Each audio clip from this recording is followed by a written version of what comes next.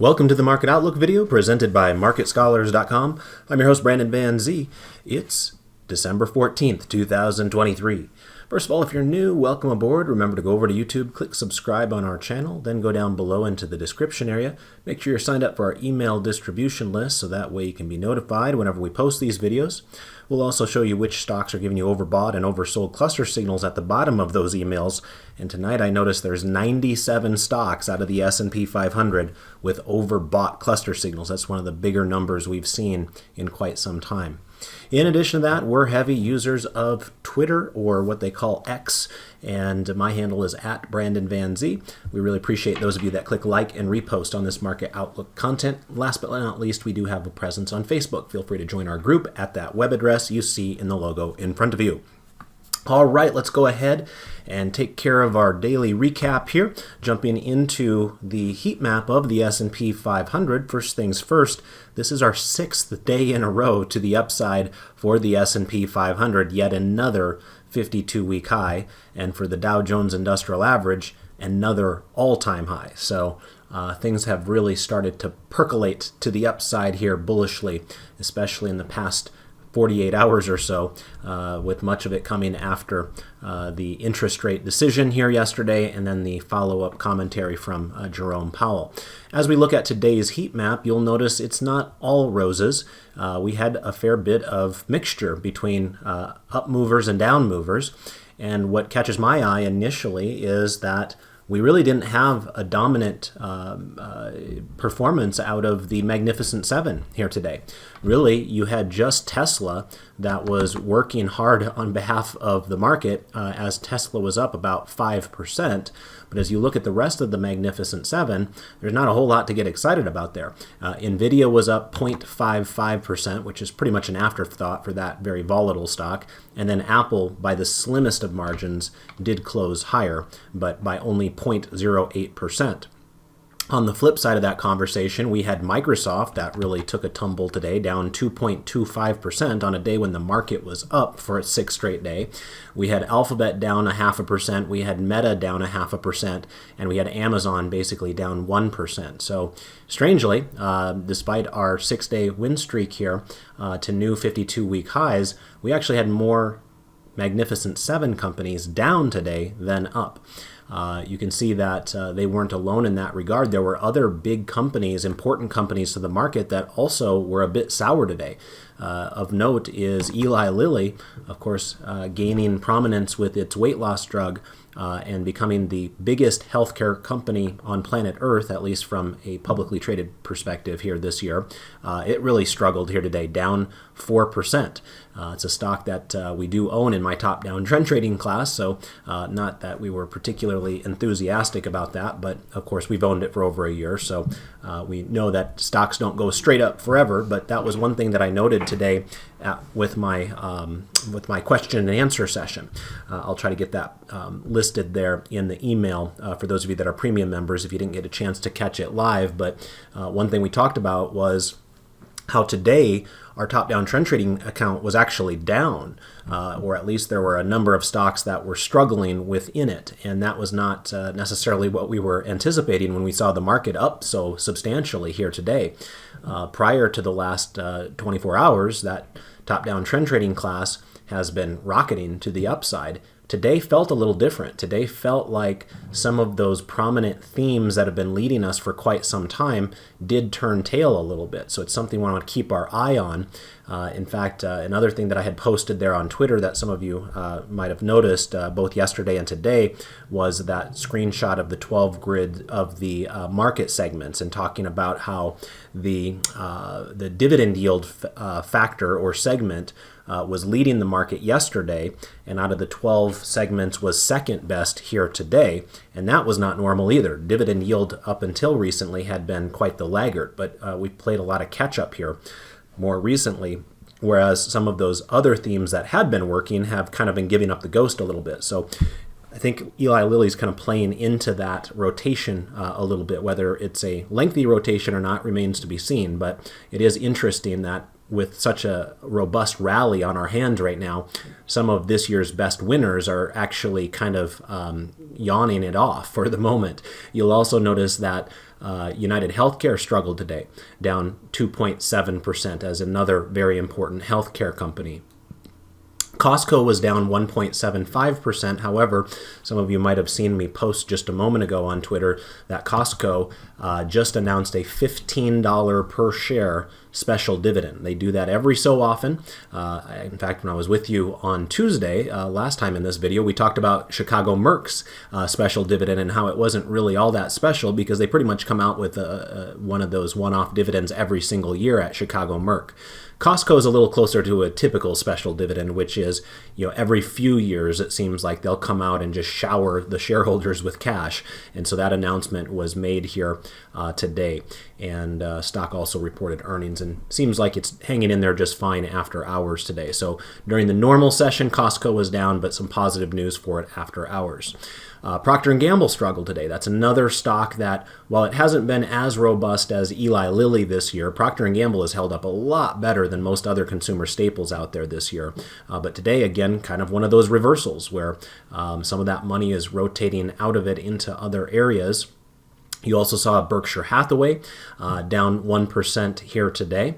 So Charlie Munger, rest in peace, is probably happy about the Costco special dividend, or maybe his heirs are, as he was a very enthusiastic supporter of Costco. But Berkshire Hathaway shares themselves had a little bit of a struggle today. That's another area that I noticed was off today. Look at what happened with insurance companies. Insurance, of course, is what drives Berkshire Hathaway, but it's more diversified than just insurance.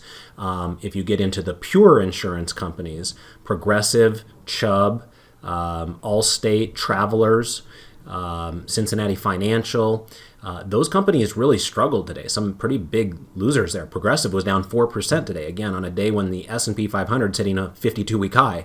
And as far as I know, there wasn't any specific news around it. But remember, interest rates are what is causing a massive rotation right now. And with interest rates plunging, yesterday we were at 4%, and a month and a half ago we were at 5% on the 10-year.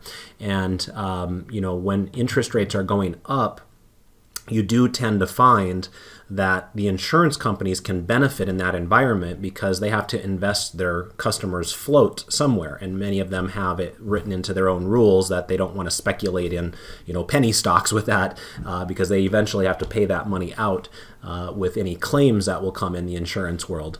But in the meantime, they can earn money off of other people's money, and so they usually invest in short-term treasuries. And so we actually saw an enhancement to a lot of the bottom lines of the insurance companies as a result of higher than average short-term treasury yields. But with yields rolling over here in the last couple of days, that might be putting a dent in the enthusiasm around those business models moving forward. So anyway, that was something I noticed as well. Insurance companies really struggling today. And by the way, this is your property and casualty that we're looking at right here. But if you look down here in the insurance brokers, they got hit even worse. Arthur Gallagher and Company down 7% today. Marsh & McLennan down 5% today. Aon down 5% today. Brown & Brown down 5% today. Even in the life insurance area, they got hit a little bit as well, with Aflac down 3%. So that's something that I don't think got a lot of press today, but certainly stood out to my eye as an area that had been doing quite well this year. And then with the rotation of money taking place here, both yesterday and today, things seem a little bit different here all of a sudden. We also saw a little bit of damage done here in the utilities area. We actually got pinched by one of those today. We recently traded Exelon, and wouldn't you know, that thing got just hit hard today, down 7%. We traded that one in our swing trading class without any knowledge that they were going to go up against their regulators here today, and apparently the regulators are not going to be very generous with them. They weren't alone in the state of Illinois there. AEE also struggled today, down 7%. So both of them getting hit for the same reason, but that kind of came out of the blue in the middle of today. It actually started higher today and was heading towards our price target, and then wham, rug pulled to the downside, ended up getting stopped out of that one. I did send that out via Telegram for our premium members, so some of you might be aware of that already. So sometimes you get stung, right? There's no way to predict something like that in advance, and I think it looks like, according to what we see, a lot of people got surprised by that because utility companies typically don't move 7.5% in a single day, especially when the market's up. But some company-specific news helped it along there. In terms of the bigger movers now, you can see that alongside of Tesla, Home Depot had a very nice day. Both Home Depot and Lowe's crushing it to the upside. Some of you might have seen my tweet about that with the 2,000-year-old tree here today, talking about the discussion between those two and which one of them is better. But both of them, Home Depot and Lowe's, are fantastic dividend growth stocks. They had excellent days here today. We had a fight back there in the energy pit as well. Exxon, Chevron, Conoco, all moving nicely to the upside. So that was another area that helped support the market here today.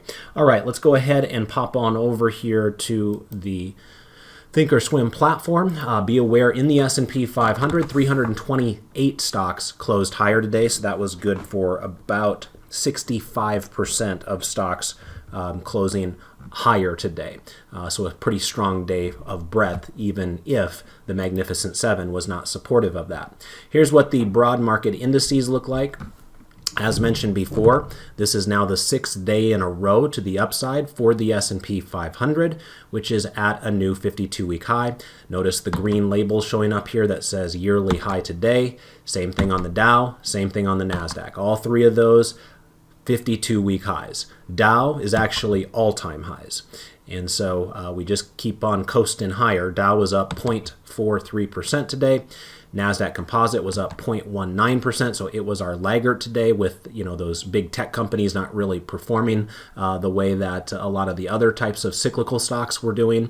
And then Russell 2000 was our big winner. By the way, the banks did quite well today. I didn't necessarily point that out specifically, but back over here to the heat map real quick, take a look at these banks. Bank of America was up 6% today.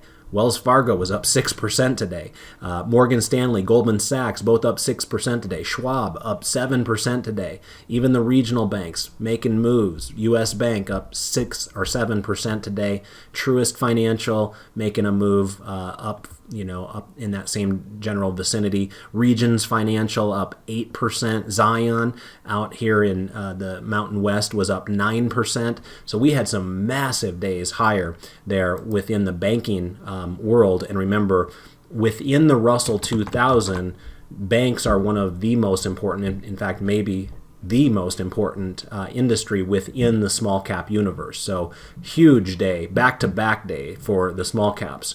Russell 2000 up 2.72% today, following a massive move higher yesterday. You'll notice that we do have an overbought cluster signal there on the Russell 2000 today, but we had it yesterday as well. Also keep in mind what I remind you of regularly, which is the Russell 2000 is a little bit different than these other indices in that it got so oversold back here that you might have an opportunity for more overbought conditions on the flip side of that. These other indices really didn't get dramatically oversold. You had a couple clusters at the end of the move for the S&P 500. You also had those same clusters down below on the NASDAQ Composite, and you had one of them here on the Dow, but you didn't have day after day after day of oversold conditions like you did with the Russell 2000. So since this was extreme for multiple weeks, if not months, you might have the same thing back on the reversal of that. It's a bigger dead cat bounce because it was beaten down so aggressively compared to the others as well. So be on the lookout for that possibility. No surprise here, as you can see, we do remain with strongly bullish postures on all four of these charts. That has been the case for over a month. So this is not anything new. Those of you that have been listening to these videos, this is what we expected. This is why we use this indicator, because going back here all the way to the first week of November, we've had a bullish posture, and it has continued to go higher and higher and higher, regardless of the voices of dissension out there, right? There's plenty of people that just say that, hey, it doesn't deserve to go up, valuations are high. You can use every excuse in the book, but it doesn't stop the fact that the stock market is going higher, and it's just a matter of whether you want to participate in it or not.